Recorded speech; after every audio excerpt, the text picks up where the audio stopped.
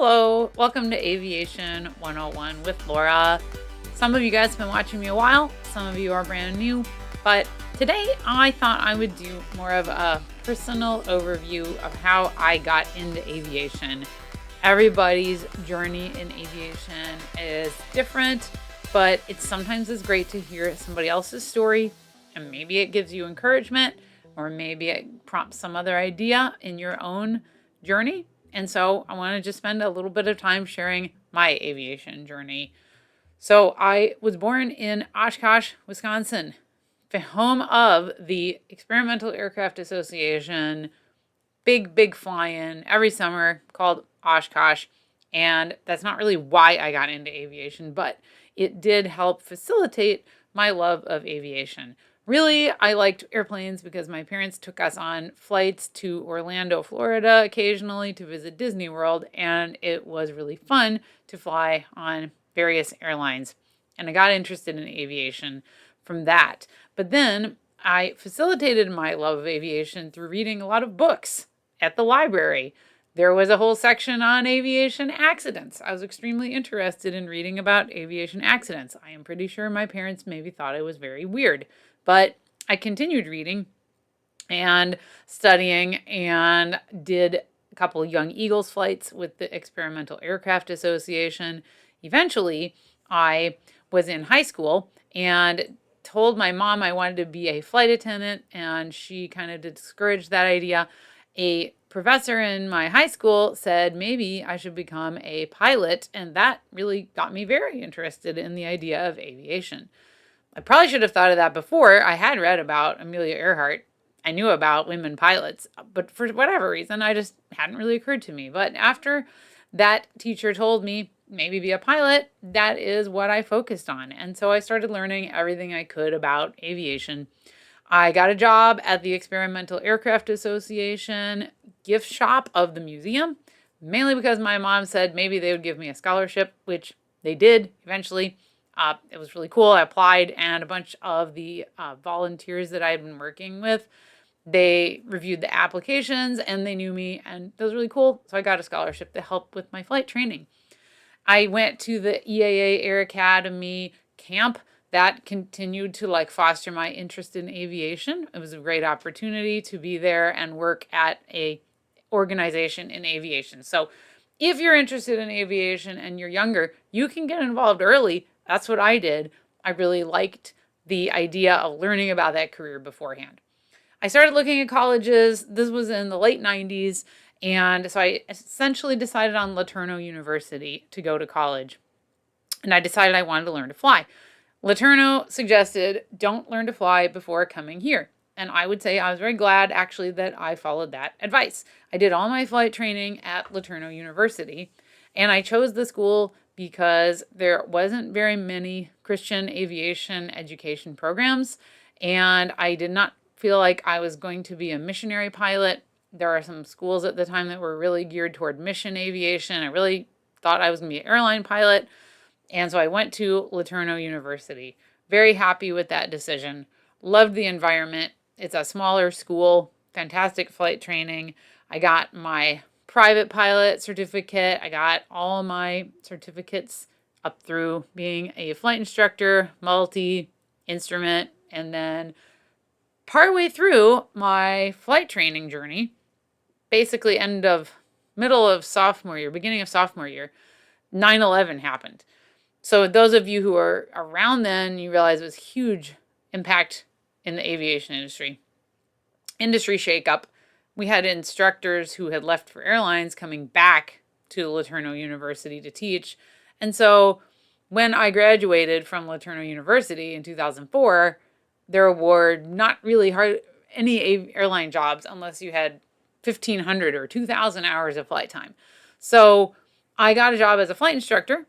Another excellent decision. I spent a year flight instructing. I learned a lot about flight instructing.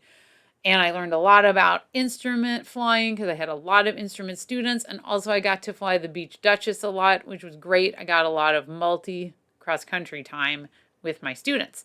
So that was fantastic. Also along the way, here's another tip. I joined our flight team and began competing in the National Intercollegiate Flying Association, which it still exists. There's all these competitions that happen. It's a great way to meet people. And that really led to my job after being a flight instructor. We were at a competition. I met a gentleman who was another alumni of the university, and he worked at a company called Dynamic Aviation in Virginia. And at the time, I was pretty focused on being a flight instructor. Didn't really know about any other job.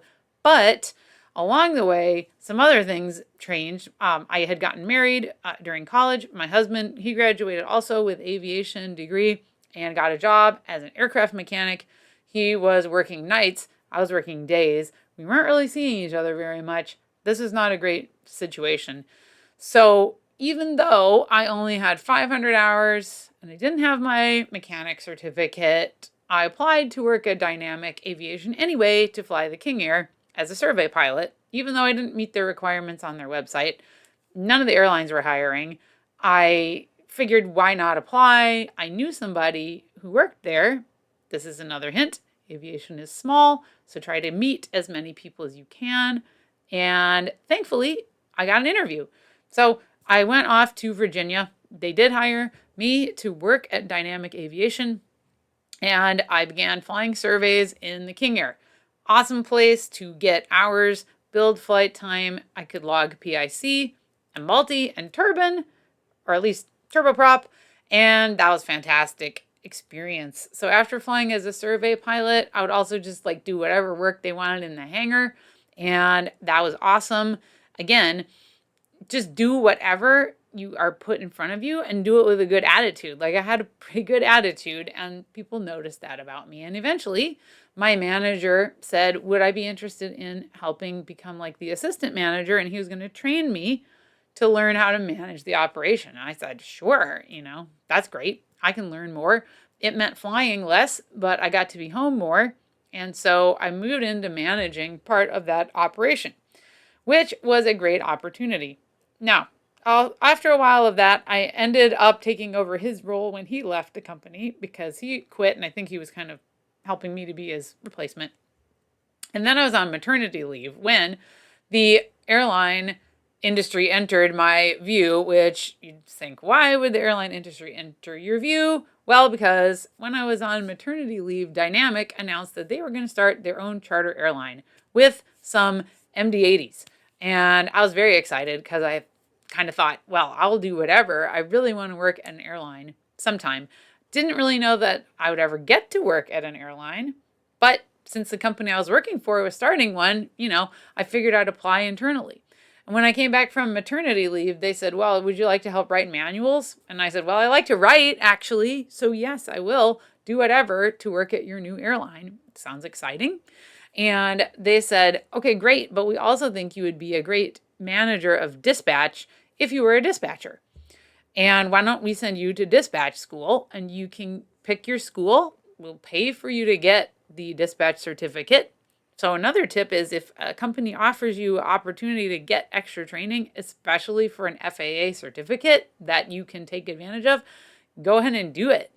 So I did go to school for my dispatcher certificate. I got that certificate in 2010 and then began working at this brand new charter airline. So that was a crazy and wild brand new endeavor because we really were learning. I was learning so much as I went. I had some really great mentors who knew the industry, and I took every opportunity to learn from them. But again, having a good attitude and just being able to do whatever or willing to do whatever, I learned so much from that endeavor. So we got the airline started. We actually did our certification in about 12 months, which was incredibly fast for any kind of airline certification. We did it really fast because we were all charter airline. If you're doing something more complicated than that, you probably wouldn't be that fast, but we were pretty quick. And we got our operating certification and began operating with the MD-80s. But about 10 months into that, I could kind of see the company was running out of money. It does cost a lot to run large aircraft. I don't really know that the company knew what all was going to entail operating the big aircraft like that. And I was going a little crazy with my personal life because I was getting a lot of calls, random times of the day and night, because it is an operation and it is an airline. And so I ended up leaving and stepping away into a part-time job.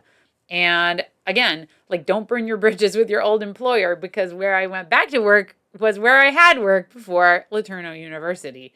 So I went back to LeTourneau University, my alma mater, got a job as a dispatch manager, just part-time. I had another baby.